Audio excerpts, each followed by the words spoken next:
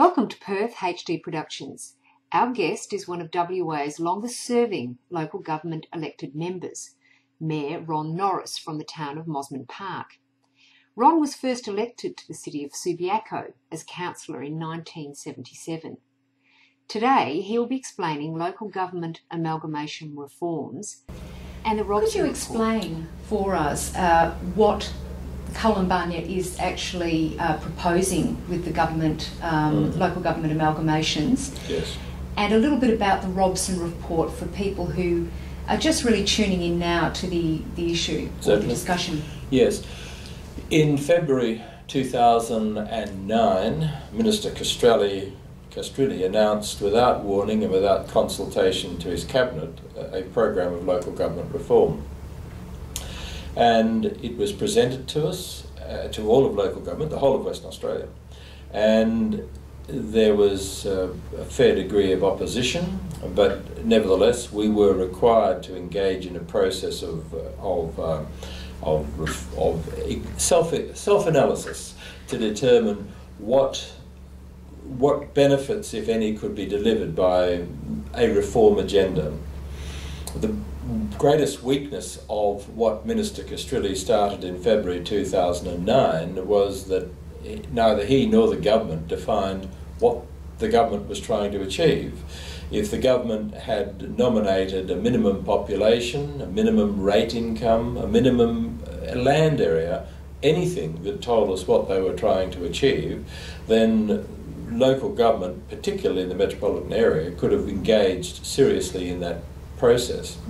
But in the absence of any guidance from the government, we simply, literally, had to flounder around trying to find issues that we felt needed to be raised and developed so that we could present a coherent either offence or defence of where we were and where we, the local government municipalities, thought we should be going.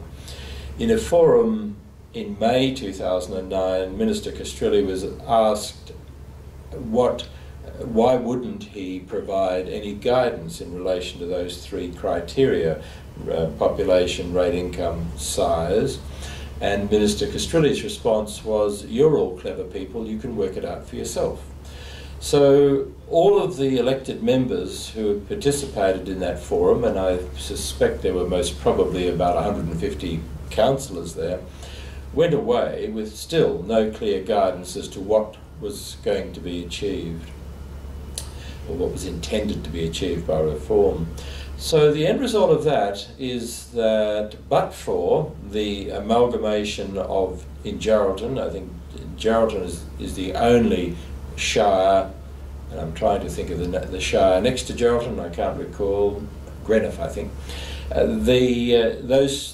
Those two shires were amalgamated, and that was because those shires wanted to amalgamate, but the only other attempt in the metropolitan area was Subiaco and Nedlands, and ultimately that failed because of huge misalignment in both community aspirations and also relative wealth of the two shires. You had Subiaco, which was extremely well funded, being forced into a potential amalgamation with Nedlands, which has a huge infrastructure debt.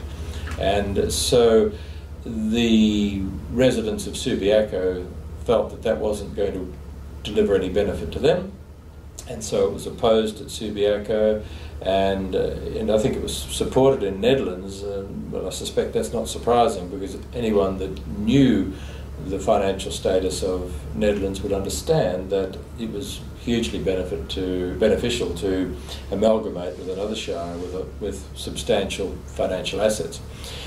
But nevertheless it failed, and then in the final gasps of that process, Minister Castrilli sought to use the Local Government Advisory Board, in fact threatened to use that, to force the amalgamation, and he was then pulled off that, and so that didn't proceed. So that process from February 2009 involved huge expenditure, millions of dollars of expenditure of both the government and the shires. Every shire in Western Australia was required to respond to the concept of the reform agenda. In the case of Mosman Park, we would have spent somewhere in the order of $50,000 preparing, engaging consultants, looking at our financial structure, looking at our neighbours' financial structure to understand what synergies could be achieved by amalgamating with our neighbouring shires of Cottesloe, Peppermint Grove and Claremont. And so that report went in, and ultimately nothing changed. So the next thing that popped up was in July 2011, the Point Minister announced the independent panel led by Professor Robson, and the instructions to the panel was again to launch into a reform of local government, an analysis of the reform of local government, and that led to this report, which is the draft findings of the Robson panel, and they were presented to us most probably late last year, I think. And so again, the councils were required to respond to this draft paper, and all of us did. And again, we prepared reports based on the advice of consultants. We addressed the recommendations that were suggested in the draft report. We in the case of the Town of Mosman Park and other shires as well, attended the forums organised by Professor Robson's panel, and sought to present the case of saying, please explain to us why this is necessary and what benefits will it deliver. And that process has meandered on until Professor Robson presented his report in July of this year, and presented his report to the government, but it was not made public in July, and it's only the recent Western Suburbs Alliance forum where it was made a public issue, and the Premier agreed to release the Robson final report within weeks. And of course it was released just now, just this week it's been released, and so we now have what is called the final report for local government on you might say, the reform process.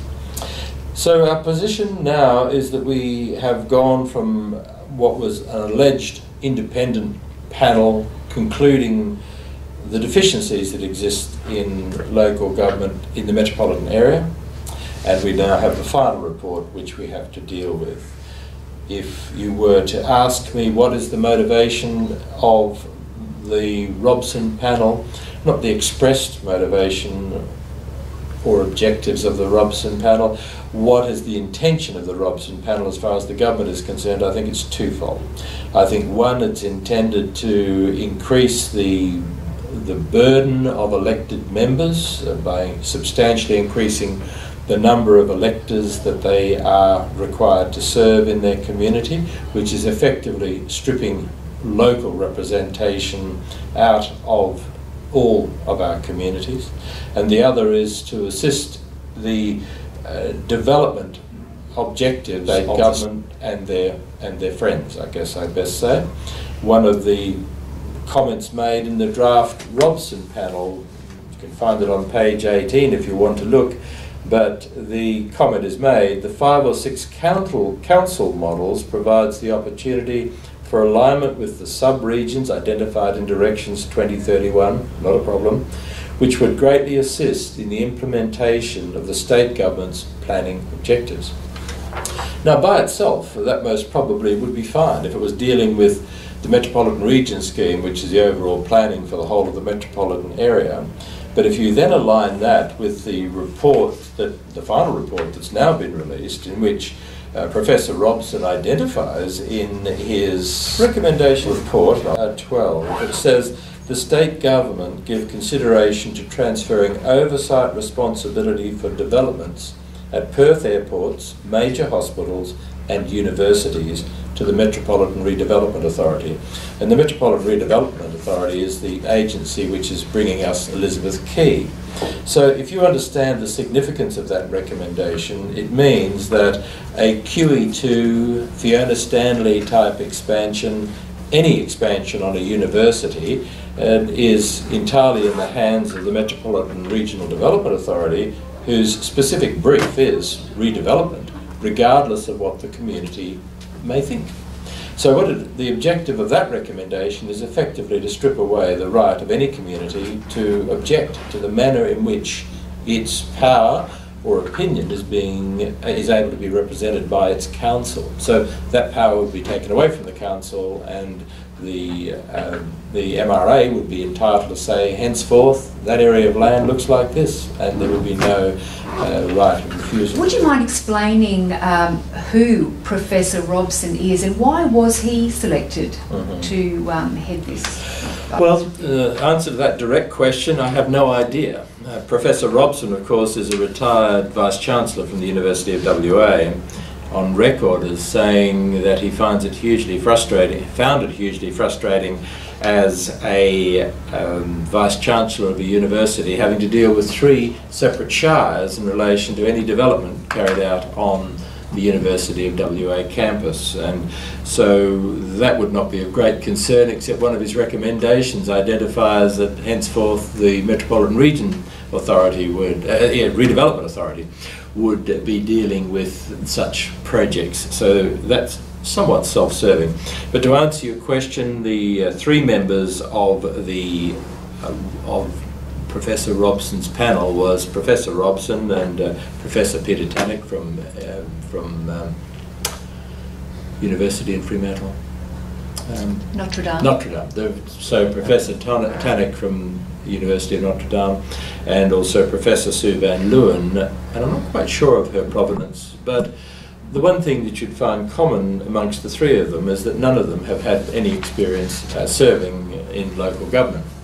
I'm sure all of them have had experience dealing with local government, but if they don't have that experience of what a local government is intended to do, which is to represent their constituents, to represent their communities, then there's a good chance that the sort of study that's been undertaken here would be biased towards what we could call a more corporate approach to local government.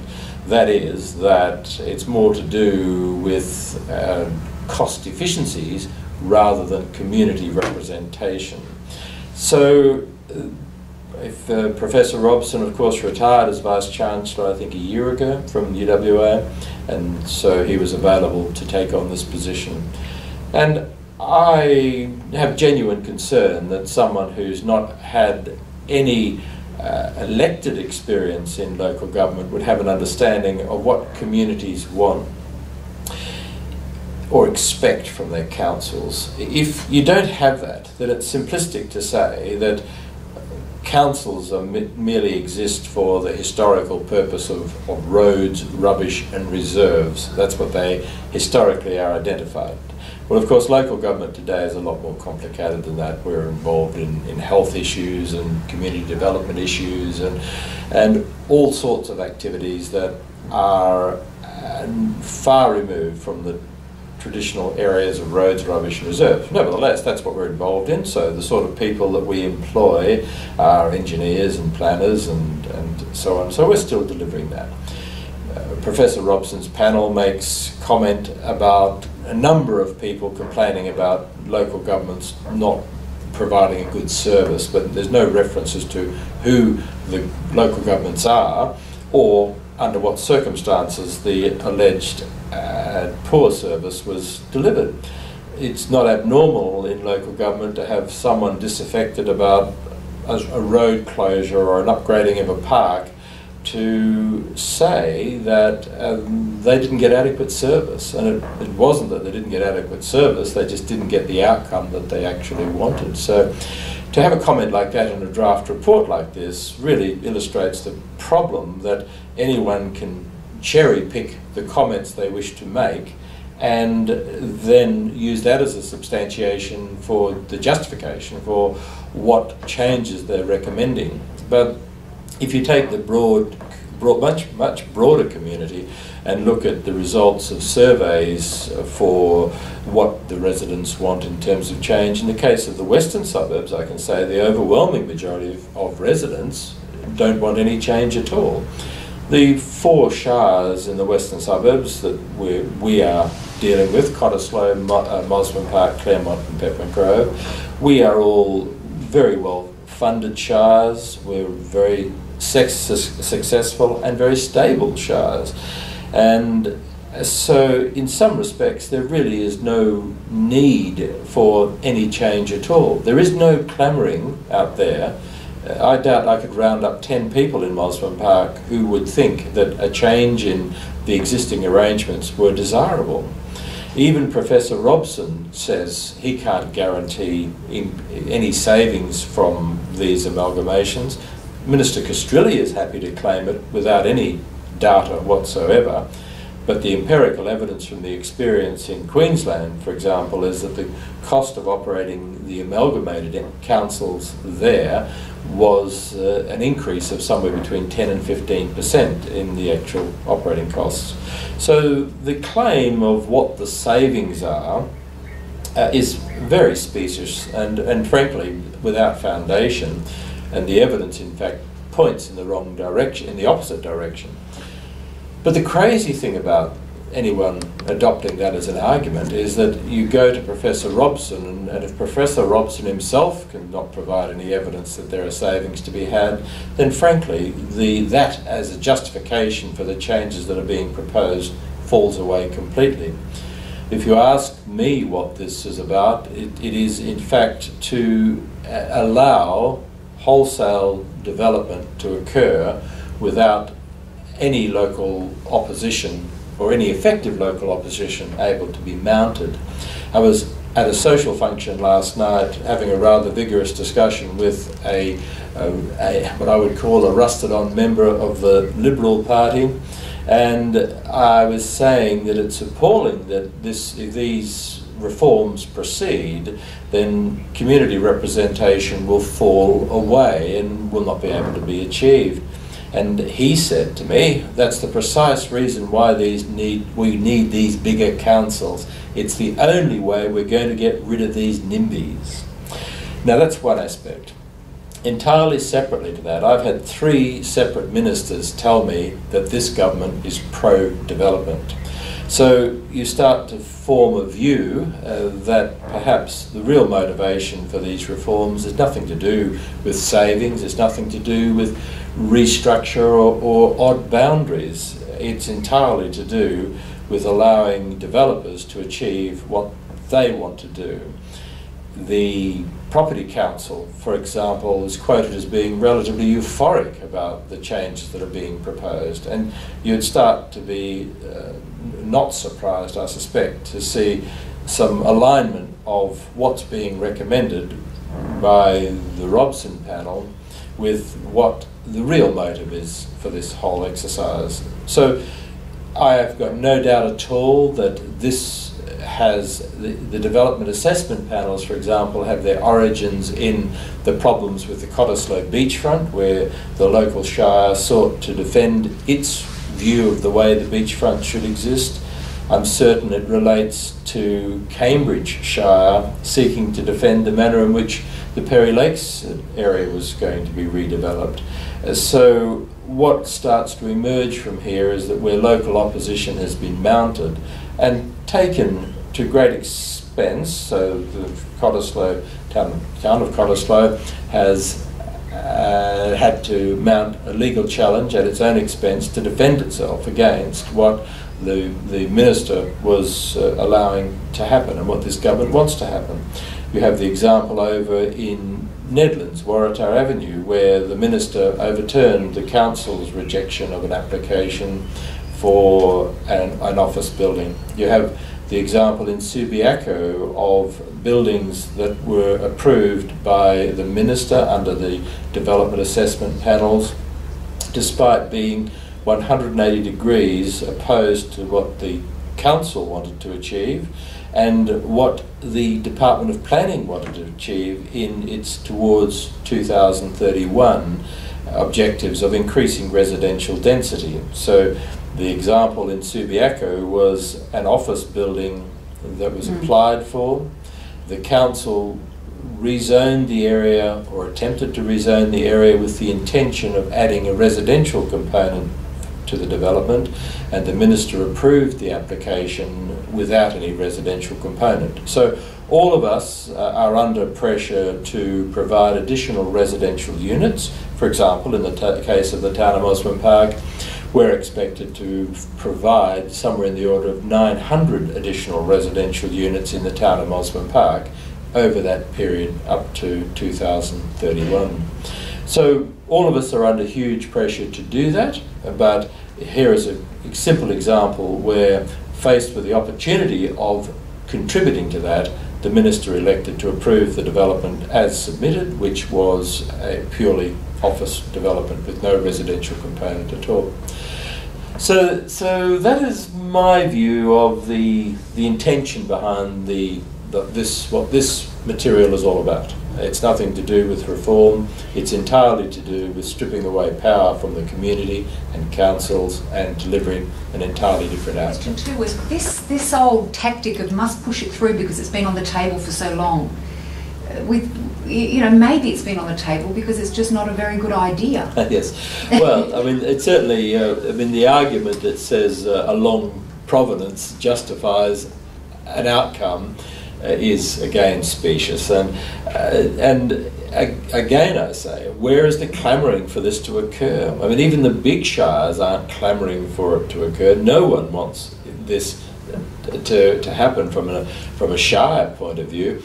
All of the discussion that we've had since Robson was appointed in July 2011 has been on how can we make this work within the framework of the Robson panel's objectives. And it's worth making the comment that, in case residents don't know, the Robson panel, when it was created, was given terms of reference. And one of the specific terms of reference was identify new local government boundaries and a resultant reduction in the overall number of local governments to better meet the needs of the community. Well, if there's two things that you need to consider about that. One, where is the basis for saying that the needs of the community aren't already being met? And the other, and more important issue, is that the specific instructions to the Robson panel is to reduce the number of municipalities. Now, if that's the case, then the option of doing nothing has not been considered by the Robson panel. The Robson panel has now finished with a recommendation of 12 municipalities, and that is directly in line with what the terms of reference were. So if any of Robson's deliberations could lead him to a conclusion that no change was needed, then that had to be disregarded because it was outside his terms of reference. So again, the problem that has occurred is that local government's been forced to try and find out how it can fit within the constraints of the draft Robson panel recommendations, rather than whether any change was required at all. And that in turn leads to yet another round of expenditure. So we've already now responded to Minister Castrilli's demand in February 2009. We, the Town of Mosman Park, and all other metropolitan shires, this study is only for the metropolitan shires, you need to understand, the 30 shires, all had to respond to the Robson panel initial establishment and then respond. I think from memory we had to respond by October sometime late last year.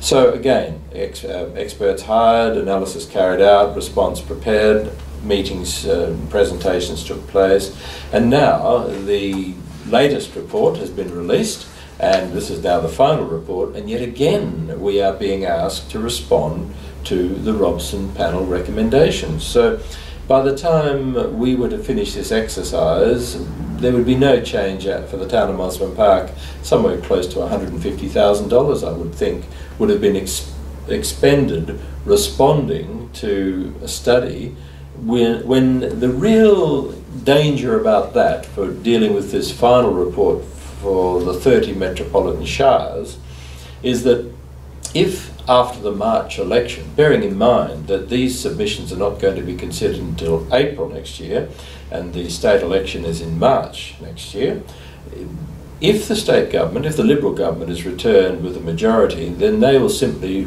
ram through the reforms that they wish to achieve.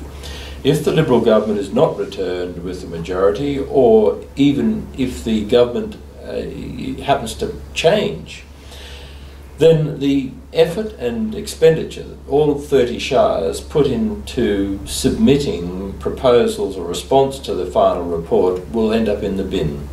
And no one seems remotely concerned about that proposition. The honest and responsible way this should be being dealt with is that the state government, the Liberal government, should be going to the election stating what it wishes to achieve or intends to achieve, and let that be an election issue. As it sits at the moment, the government is going to receive these submissions, say nothing until after the election, and then decide what they're going to do. And that's a pretty insidious and cynical use of power, in my view. In recommendation 28, it says the state government should assist and support local governments by providing tools to cope with change and developing an overarching communication and change management strategy. Now, the word there is tools, it's not finance. So if one was cynical enough to assume that tools don't mean funding, then it would be left with to the local governments to fund whatever these transition costs might be. It would be very expensive. It's extremely confusing to us to have a final report that suggests that there should be what we call a G7, which is all of the shires from Mosman Park to Nedlands, including Cambridge, and then to have the Premier quoted on radio saying that he could live with a G4. G4 being Cottesloe, Mosman Park, Peppermint Grove and Claremont. Now, we've already done the study in response to Minister Castrilli's first effort. We've already done the study of what a G4 looks like. Ends up with a population of about 27,000. So we know that. But the problem with it is that 27,000 is hugely different to the G7 80,000 that the Robson panel now proposes.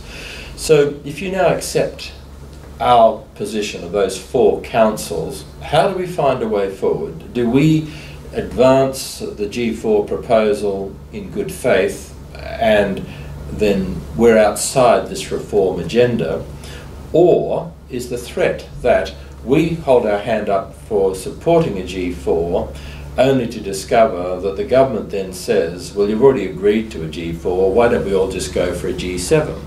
So all of the community unrest and unhappiness would have been dealt with by us as elected members, as a council, and the government would then be able to say to the same ratepayers, if you're unhappy about this, don't blame us, it's your council that made that decision.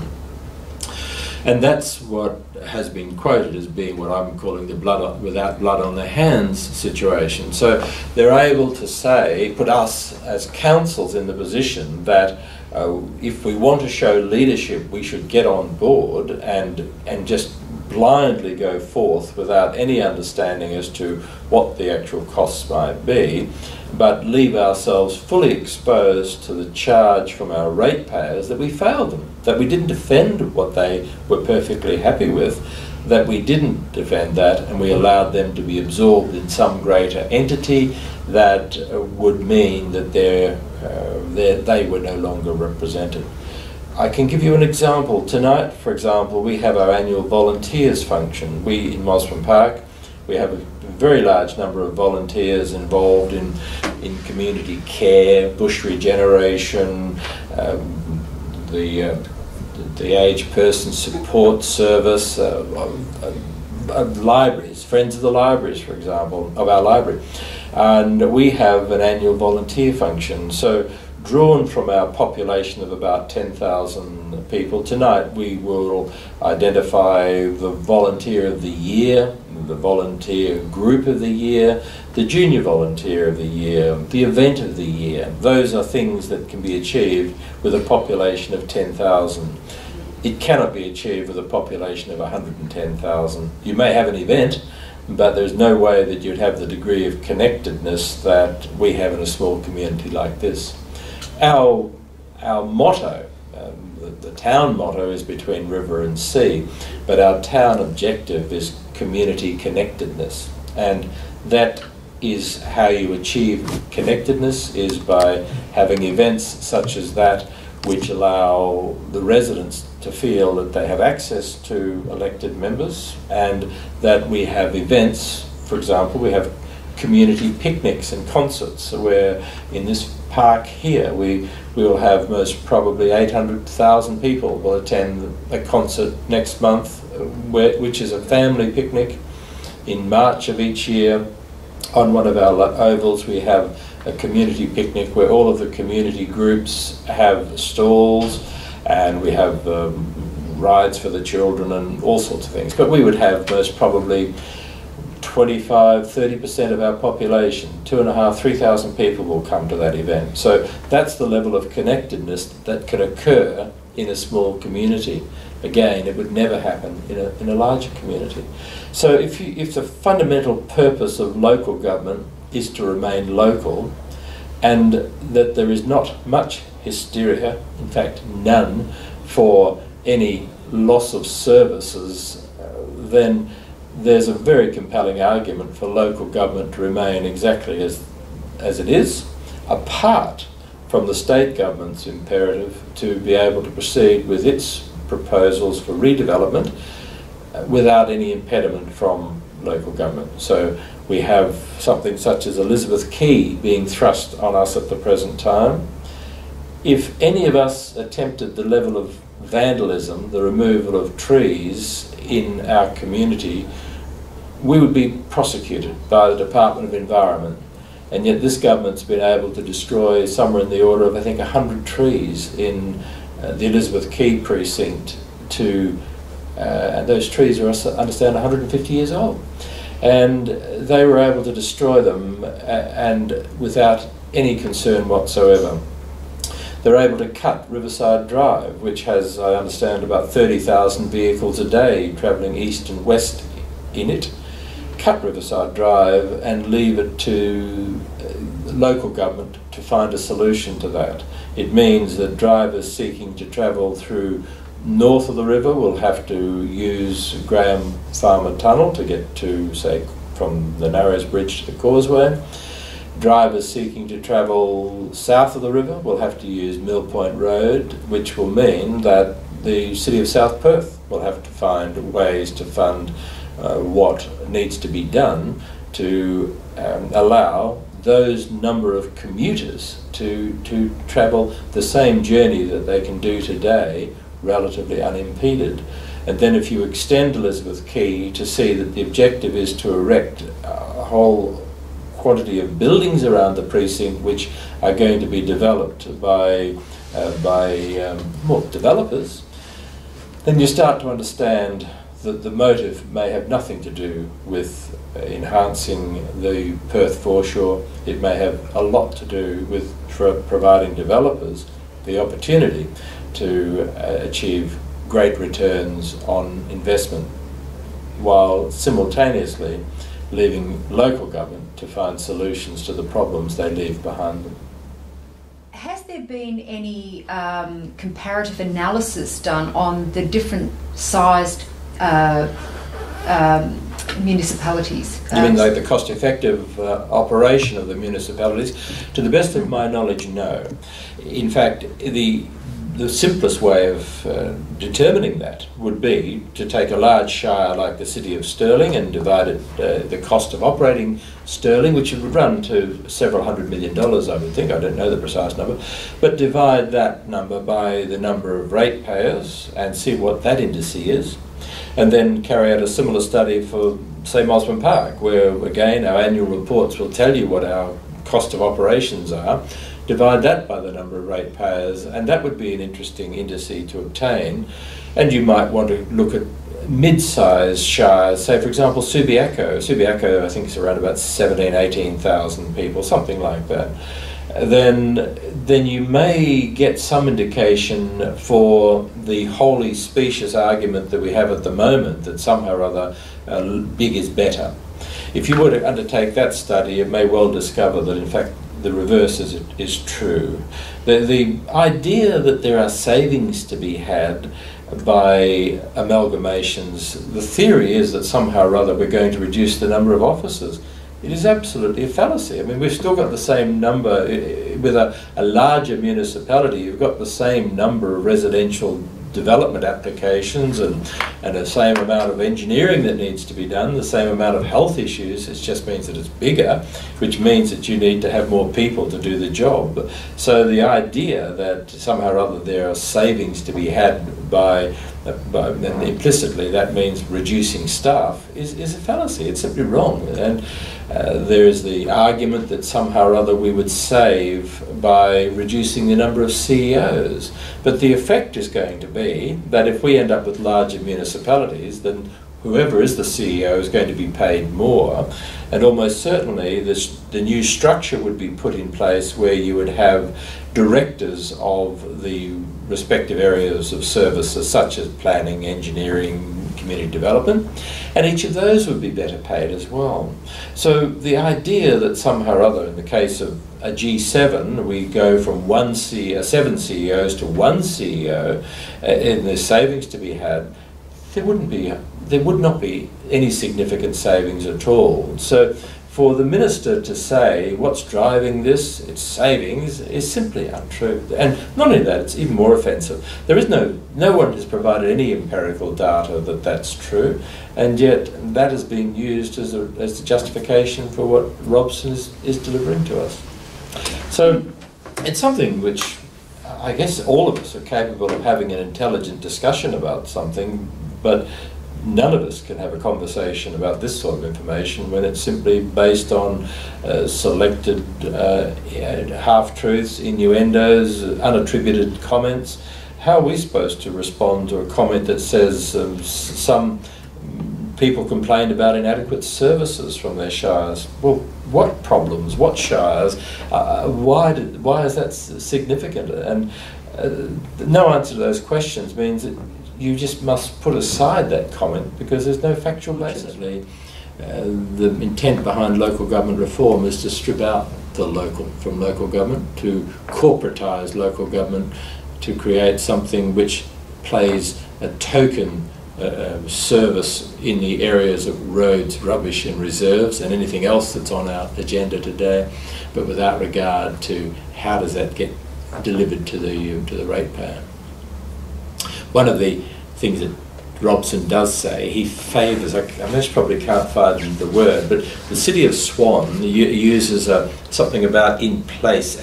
They identify precincts in the city of Swan, and what they do is that they have an officer appointed to be the liaison person. So Town of Mosman Park, if we were amalgamated, for example, there might be a community representative from Mosman Park, or southern half of Mosman Park, and there'd be another person representing the northern half in Peppermint Grove, and so on and so forth. But you have officers representing the delivery of services and expectations in those precincts, not elected members. So if you have, you might say, technocrats or bureaucrats attempting to deliver what a community wants, then they will only deliver it within the constraints of an approved budget, an approved strategic plan, a limited understanding of an evolving community, whereas the idea of having elected members is that you are elected every 2 years. You have elections, and if you lose touch with your constituency, you don't get re-elected, and that's the outcome. So, but Robson places a lot of stead on this idea of having, if you read the report, you'll find reference to this community precincts or something like that.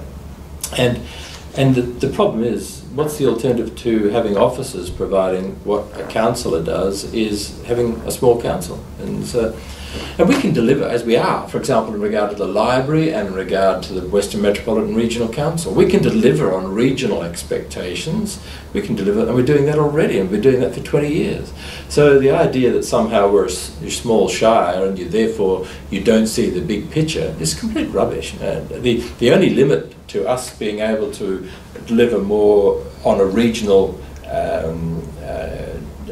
demands is the Local Government Act. The Local Government Act inhibits us being able to do much more than form regional councils, as is the WMRC, for example. You may be aware that Max Trenorden's Act, the regional something bill, regional subsidiaries bill.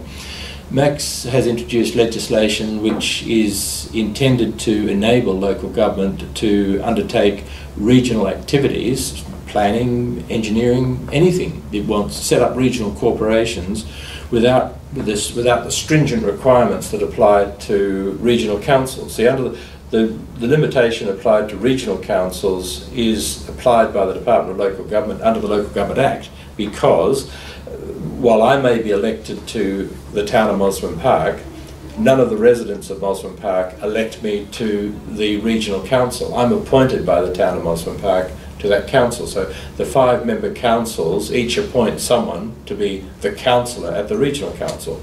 So the view of the Local Government Department is that that they do not wish to have organisations so far removed from electoral accountability. So, but that's fine. But what it means is that there are so many things that we're unable to do simply because we are unable to embark on. For example, regionally, we could provide planning services to all of the councils in the Western Suburbs. We would set up a business called Western Suburbs Planning Services, and we could employ a whole planning department and do it on a regional basis, which would produce the efficiencies that the Robson reform is proposing. But we would do that while still retaining our local representation and our local connectedness. Those are the things that can be done if we don't accept that there is only 2 things that can be done: do nothing, or do this, do the Robson recommendation.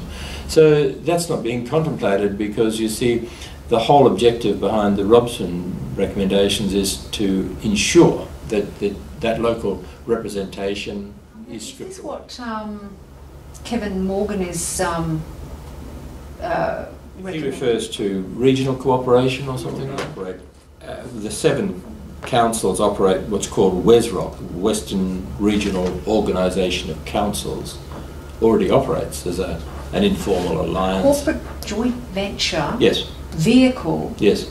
To be overseen by authorities. Yes. His idea is to create regional enterprises, you might say. I mean, I don't know if you know, for example, the great example quoted of this is Auckland. Auckland has a great history of creating enterprises. The New Zealand Local Government Act allowed Auckland to undertake huge amount of development. And for example, and this is anecdotal, but I understand Auckland Corporation, the town council, you might say, operates a jet turbine maintenance facility. It is the only facility in the Southern Hemisphere, and no one else, no private enterprise person was able to, or entity was able to take it on. The Auckland Corporation, or whatever they're called, set it up, and it's an enormous success. And it's generating a lot of revenue, and so it's that type of entrepreneurial enterprise that could be undertaken by local government, which, quite apart from, for example, in that case, encouraging employment in an area, also generates revenue. So, for example, the cost of running Auckland Corp, or whatever it's called, would be less because they're generating revenue from their enterprises. But this state government, and in fact all Australian state governments, have assiduously avoided empowering local government to do very much more than roads, rubbish and reserves.